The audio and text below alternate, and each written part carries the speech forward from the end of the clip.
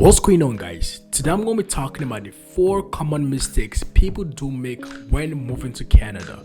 Whatever information I tell you guys is all based on my personal experience, and also this video is not to discourage you guys but more to educate you guys on the common mistakes people do make when moving to Canada. Number 1, choosing the wrong province. I'm pretty sure you guys have seen a lot of videos on the internet, people complaining about the cost of living, the housing market in Canada, and that is because a lot of immigrants always tend to come to the biggest city.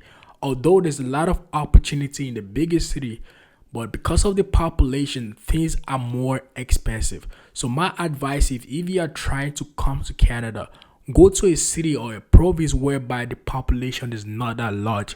For example, Manitoba is a really good province, and there's a lot of cheap houses there, and also it's way more easy to get your permanent residence there. So if you plan to come to Canada, choose a nice city and a smaller city. Trust me, it's gonna worth it.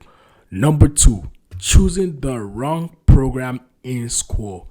Man, this is one of the biggest mistake I see a lot of people making, and that is because a lot of people are actually desperate to come to Canada, right? But the problem is whatever program you choose in school might actually determine if you're going to get your permanent residence and also how fast you can get a job.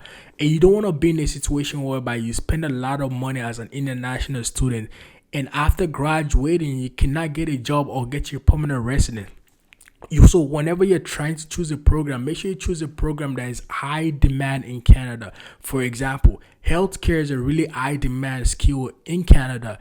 Skill trade like aircraft maintenance engineering, it's a really high demand skill in Canada. Plumbing is a really high demand skill in Canada, and those skill trade will actually get you a job way more easy and also get you your permanent residence, because a lot of us, our goal is to come here and also start a family here. So if you're trying to come here, make sure you choose a school and a program that will actually get you a job and your permanent residence easier.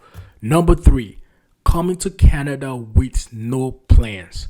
This is a mistake I really see among, I would say, international students, because I was one of them. When I was in school, right, I see a lot of international students that was coming to Canada with no plans. Like, they just come to Canada just to have fun and just waste time. But you guys got to understand something, right? You guys are paying a lot of money for tuition.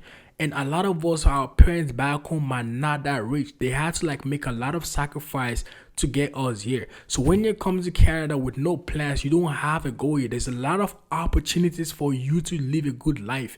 But you got to make sure you have a really good mindset to make sure I got to strive for what I got to get. You know what I'm saying? So if you come to Canada with no plans, trust me, man, time is always going to go by so fast. And before you know, your study permit has expired. Before you know, your work permit has expired, and you have no other choice to go back home. So what's the point of you coming here? So whenever you're trying to come to Canada, you gotta have a plan in mind. Man, this is what I want to achieve in life. This is what I want to achieve in Canada. There's a lot of opportunity. Trust me, there's a lot of opportunity.